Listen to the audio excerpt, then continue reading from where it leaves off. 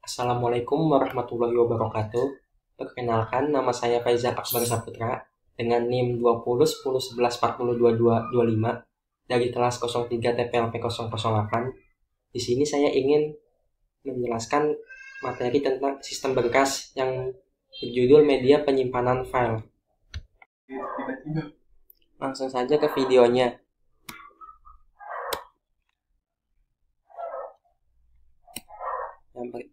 Yang pertama yaitu media penyimpanan file. Media penyimpanan file terbagi menjadi dua, yaitu penyimpanan primer dan penyimpanan sekunder.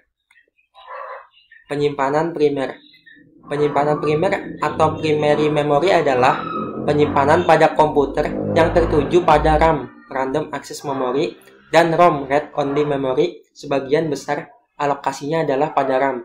Disebut memori primer karena jenis memori ini diakses secara langsung dan pertama kali oleh prosesor saat mengeksekusi sebuah perintah. Primary memory komputer terdiri dari dua bagian, yaitu RAM. Bagian dari main memory yang dapat kita isi dengan data atau program dari disket atau sumber lain, di mana data-data dapat ditulis maupun dibaca pada lokasi di mana saja di dalam memori. RAM bersifat volatile. Yang kedua yaitu ROM. Memori yang hanya dapat dibaca. Pengisian ROM dengan program maupun data dikerjakan oleh pabrik. ROM biasanya sudah ditulisi program maupun data dari pabrik dengan tujuan-tujuan khusus. Misal diisi penerjemah atau interpreter dalam bahasa basic. Jadi ROM tidak termasuk sebagai memori yang dapat kita pergunakan untuk program-program yang kita buat. ROM bersifat non-volatile. Yang kedua, penyimpanan sekunder. Penyimpanan sekunder, memori sekunder atau secondary memory adalah penyimpanan pada komputer yang tertuju pada HDD atau hard disk, yaitu sebagai alokasi atau tempat tersimpannya data-data kita. Disebut memori sekunder karena jenis memori ini data-data atau file yang ada di dalamnya dapat diakses dan tersimpan secara permanen selama tidak menghapusnya. Ada dua jenis secondary storage, yaitu Serial Sequential Access Storage Device atau SASD. Contohnya magnetic tape, punched card, punched paper tape. Yang kedua, Direct Access Storage Device atau DASD. Contohnya yaitu magnetic disk, floppy disk, dan mass storage. Selanjutnya jenis media penyimpanan file. Jenis media penyimpanan file terbagi menjadi tiga, yaitu yang pertama, magnetic tape. Magnetic tape merupakan salah satu jenis memori sekunder yang digunakan untuk penyimpanan offline yang besar.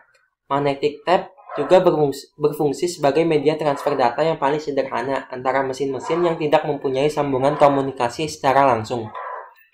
Fungsi magnetic tape yang pertama untuk media penyimpanan. Lalu untuk alat input-output, selanjutnya untuk merekam audio, video, atau sinyal. Cara kerja magnetic tape, data direkam secara digit pada media tape sebagai titik-titik magnetisasi pada lapisan peroksida. Magnetisasi positif menyatakan 1 bit, sedangkan magnetisasi negatif menyatakan 0 bit atau sebaliknya.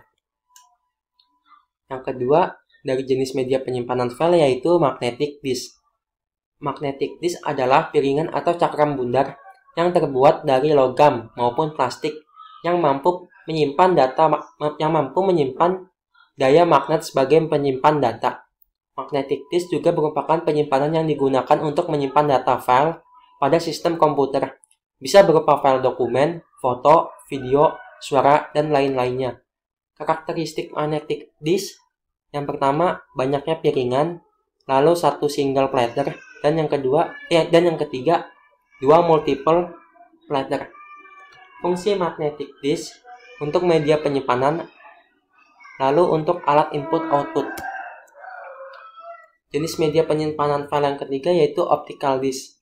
Optical disk adalah tipe media yang membutuhkan laser untuk melakukan penyimpanan maupun pemanggilan informasi yang telah disimpan. Optical disk terbagi ke dalam 3 jenis, yaitu CD-ROM, warp, dan erasable. Keunggulan dan kelemahan optical disk yaitu Media optical disk seperti DVD memiliki ukuran yang jauh lebih kecil dibandingkan dengan hard disk. Harga untuk satu DVD-R lebih murah dibanding harga satu hard disk. Tapi optical disk juga memiliki kelemahan. Apabila bagian bawah dari DVD tersebut tergores, maka data yang ada pada DVD tersebut tidak akan terbaca. Selain itu, kelemahan lainnya adalah tidak semua DVD atau CD dapat ditulis ulang, hanya terdapat kode RW yang dapat ditulis ulang. Pre-memory atau main memory. Ada 4 bagian di dalam pre-memory storage.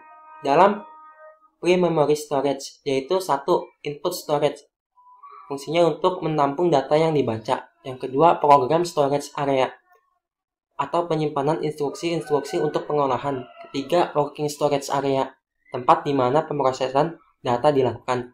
Yang keempat, output storage area, penyimpanan informasi yang telah diolah untuk sementara waktu sebelum disalurkan ke alat-alat output. Representasi data dan density pada magnetic tape. Data direkam secara digit pada media tape sebagai titik-titik magnetisasi pada lapisan peroksida. Magnetisasi positif menyatakan 1 bit, sedangkan magnetisasi negatif menyatakan 0 bit atau sebaliknya. Tape terdiri atas 9 track. 8 track dipakai untuk merekam data dan track yang ke-9 untuk koreksi kesalahan. Salah satu karakteristik yang penting dari tape adalah density atau kepadatan, di mana data disimpan. Density adalah fungsi dari media tape dan drive yang digunakan untuk merekam data ke media tadi. Satuan yang digunakan density adalah bytes per inch atau BPI. Umumnya density dari tape adalah 1600 ppi dan 6250 bpi. BPI ekivalen dengan karakter per inch. Selanjutnya yaitu parity dan error control pada magnetic tape.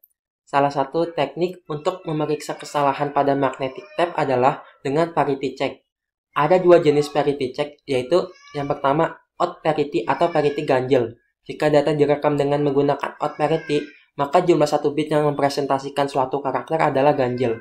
Jika jumlah 1 bitnya sudah ganjil, maka parity bit yang terletak pada track ke-9 adalah 0 bit. Akan tetapi, jika jumlah 1 bitnya masih genap, maka parity bitnya adalah 1 bit. Yang kedua yaitu even parity atau parity genap.